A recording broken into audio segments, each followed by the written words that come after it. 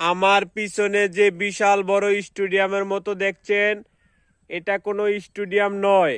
এটা হলো একটি মাছের খামার। আমরা রেনু মাছ চাষ করি।